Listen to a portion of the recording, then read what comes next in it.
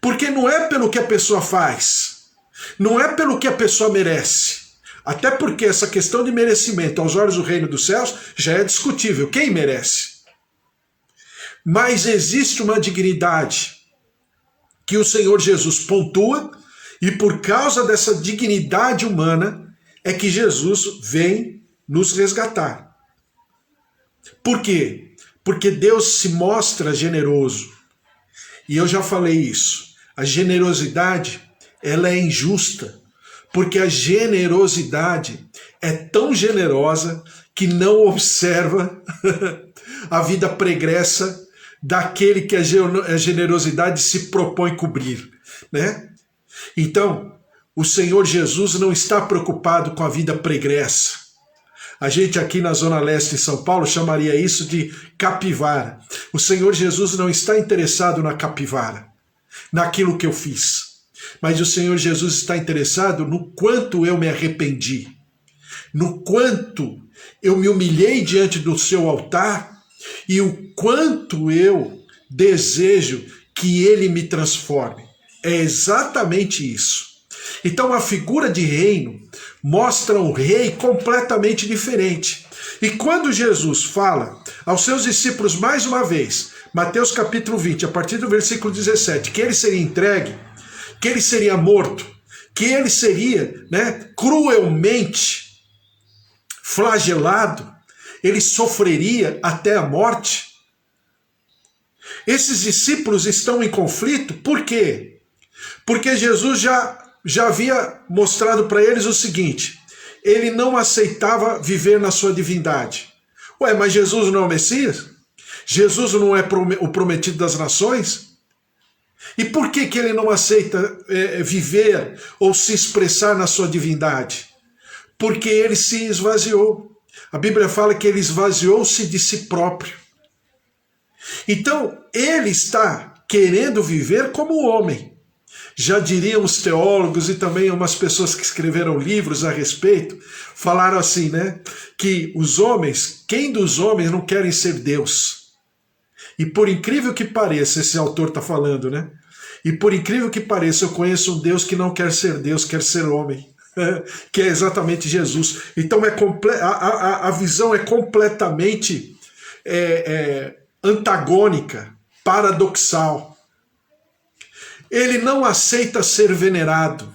Jesus não aceita ser venerado como quem está liderando uma religião, como quem é uma entidade no sentido, vamos chamar assim, etéreo da palavra entidade. Não. Jesus quer andar conosco e Jesus quer que andemos com ele. Jesus não queria alguém que o adorasse, mas Jesus queria alguém que seguisse ele, que seguisse nos seus passos, nas suas pegadas. Ele queria, quer e sempre vai querer. Jesus não aceitou a proposta de reino numa condição de uma elite religiosa. Olha, eu vou criar um reino e a elite vai comandar essa bagunça. Não.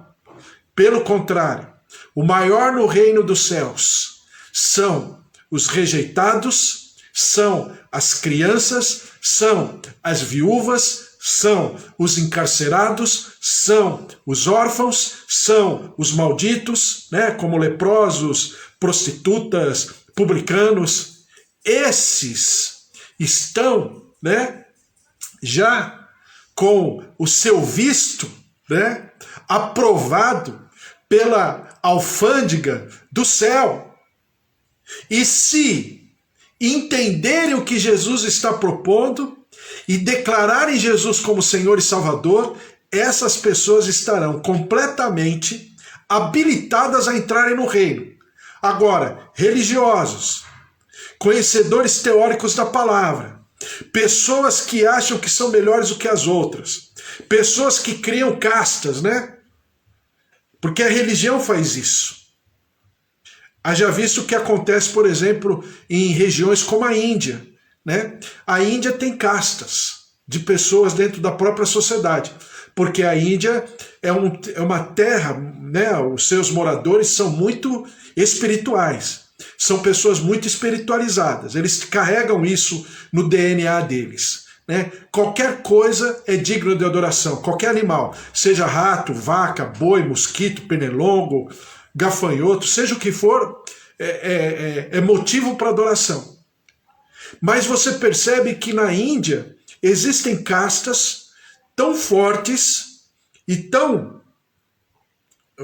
territorialmente falando, socialmente falando, comunitariamente falando, tão separadas, que as pessoas de uma casta às vezes não chegam a se encontrar com pessoas de outra casta, não se esbarram na rua, não frequentam os mesmos lugares. Então a religião, ela produz esse tipo de aberração, porque não vem da parte de Deus. E o que Jesus está propondo para esses discípulos é exatamente viver uma vida onde ele estaria já falando de todo o enredo, de todo o roteiro da sua vida e como terminaria o roteiro da sua vida. Então os discípulos já estavam com o pé atrás com Jesus. Os sacerdotes, os fariseus, os herodianos, os zelotes não poderiam aceitar. Por que não poderiam aceitar Jesus? E é nisso que eu quero parar agora um pouquinho. Por que eles não poderiam aceitar a Jesus? Sabe por quê? Eles não poderiam aceitar Jesus mesmo, daí a gente já conversou sobre o que significa o pecado contra o Espírito Santo, né? O pecado que não tem perdão. Jesus fala do maior pecado, que é esse. Por quê? Eles não poderiam aceitar Jesus. Eu vou explicar para você. Eles não poderiam aceitar Jesus porque se aceitassem Jesus, eles estariam reconhecendo que tudo aquilo que eles haviam construído, edificado, defendido, projetado, planificado, cairia por terra. Então, o próprio religioso, numa questão de uma... Hoje em dia na política se chama isso de corporativismo, né? Então, querendo defender o seu grupo, precisava matar Jesus. Jesus tinha que ser morto. Não tinha como. A morte era o mal necessário para Jesus. Não tinha jeito. Porque todos esses homens, caso ventilassem que estariam concordando com alguma pauta de Jesus, estariam automaticamente derrubando por terra todos os seus feudos, todas as suas estruturas religiosas, suas estruturas financeiras, materiais, espirituais, estariam sendo expostos à população, ao povo. E essas pessoas não poderiam. Então, o que Jesus está falando em outras palavras? Não tem jeito, eu serei morto, porque não tem como essas pessoas conviverem comigo. Porque o simples fato de Jesus existir fazia com que essas pessoas ficassem incomodadas, completamente, desculpe o termo, pressionadas, esnucadas naquilo que era a proposta de vida que eles vinham carregando com eles durante séculos. E de repente, Jesus estava ali. E o simples... Jesus não precisava falar nada. O simples fato dele existir estava trazendo um constrangimento inigualável, onde estava abalando todas as estruturas até então conhecidas, defendidas e preservadas pelos religiosos. Então, é isso que torna uma verdade espiritual, que alguém escreveu o seguinte e disse: a nossa ética determina o conteúdo da nossa crença. E a nossa crença sustenta o nosso estilo de vida.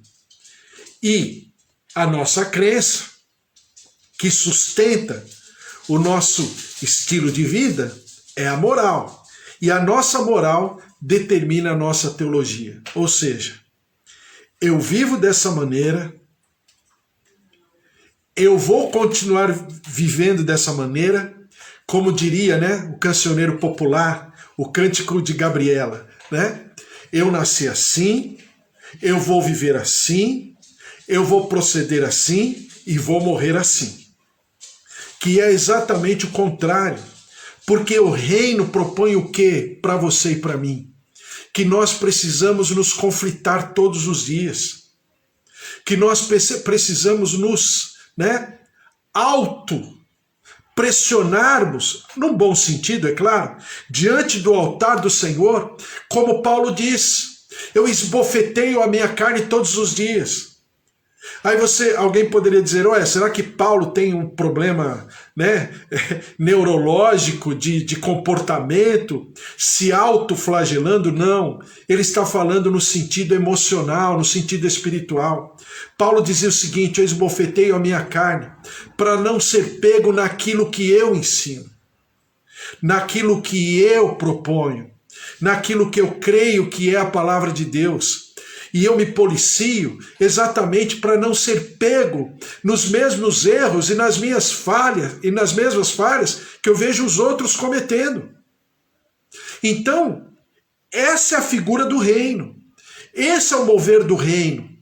E Jesus Cristo, por si só, ele nos confronta na nossa maneira de ser, na nossa maneira de pensar, na nossa maneira de falar, na nossa maneira de pensar, na nossa maneira de sentir.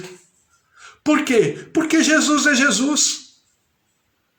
E quem vai falar alguma coisa contra Jesus? Ou então eu vou inventar uma teologia, que era o que os religiosos faziam, que é o que as pessoas fazem até os dias de hoje. E as pessoas começam a se justificar, até que chega um momento que aquela mentira, de tanto ela falar, se transforma em verdade, não é assim? A Bíblia chama isso do espírito do erro. Por quê? Porque a verdade transformada em mentira e a mentira transformada em verdade. Não é assim que Eclesiastes diz? Eu estava lendo um texto hoje, Eclesiastes 7,15, eu estava meditando nesse texto. Tudo isto vi nos dias da minha vaidade. Há justo que perece na sua justiça, e há perverso que prolonga os seus dias na sua perversidade. Ou seja, é completamente contrário. O justo morre cedo e o perverso tem longevidade. Está tudo errado, como diria o escritor dos Eclesiastes. Então, viver o reino, estabelecer o reino, reproduzir o reino, refletir o reino, reverberar o reino no meu cotidiano é o meu grande desafio, a despeito de mim, a despeito dos meus sentimentos, a despeito dos meus absolutos, a despeito das minhas demandas, a despeito dos meus conceitos, a despeito das minhas contingências. E quando Jesus chega para aqueles discípulos e fala, o roteiro é esse, nós estamos a caminho de Jerusalém, eu serei entregue aos principais do templo, saduceus, fariseus, zelotes, herodianos, toda a casta de religiosos estarão a uma contra mim, eles me entregarão e me denunciarão, e eu serei morto, mas ao terceiro dia eu ressuscitarei. E esse tipo de evangelho não é um evangelho tão vistoso assim. Esse tipo de evangelho não é um evangelho tão, desculpe o termo, positivista, mas é o evangelho verdadeiro, que é o evangelho que me faz meditar, pensar e chegar diante do altar do Senhor e falar, Senhor, eu errei. Senhor, me perdoa. Senhor, eu quero abdicar dos meus absolutos para ficar com os teus absolutos, Porque a tua verdade é que permanece. É a tua verdade que prevalece. É a tua verdade que me liberta. Por quê? Porque a verdade do Senhor, ela me liberta do sofrimento. Não é assim que Oséias fala? Oséias capítulo 4? O meu povo erra porque ele falta... o meu povo sofre porque lhe falta conhecimento. Então, a verdade que eu conheço, que eu passo a conhecer, que eu passo a desenvolver na minha vida, me leva a uma plena libertação e eu não vou mais sofrer. Porque sofrimento só tem aquele que não conhece, aquele que conhece não sofre. E quando Jesus propõe essa pauta, propõe esse roteiro, é lógico que os discípulos ficaram meio ressabiados, reticentes. Por quê? Porque Jesus, como diriam os pastores antigos, eles falavam assim: Jesus não é o tempero. Tem muita gente achando aqui que Jesus é o tempero. Eu pensava assim comigo, nossa, como é que o pastor fala que Jesus é tempero, né? Eu achava até que o pastor estava insultando Jesus, né? Ele falava assim: Jesus não é tempero. Jesus é o prato principal. Ou ele é o prato principal, é a comida principal, é a refeição principal do teu dia, ou então, por favor, não se alimente de Jesus, porque Jesus não serve para tempero. Agora, pegando esse pensamento dos antigos, né? É exatamente o que nós vivemos hoje como igreja. Jesus é um tempero, né? Na hora que eu quero, eu chamo Jesus. Na hora que eu preciso, eu clamo para Jesus. Na hora que a coisa está apertando, que não tem mais nenhuma alternativa, eu clamo para Jesus. Na hora que a situação está tão preta que eu não tenho por onde correr, aí eu clamo para Jesus. Mas eu não quero saber o que Jesus pensa. Eu não quero saber o que Jesus sente. Eu não quero aprender de Jesus de fato. Mas eu quero das benesses que Jesus pode me oferecer, porque eu creio que Ele é poderoso. Existe uma diferença entre crer que Jesus é poderoso e crer e saber o que Jesus deseja.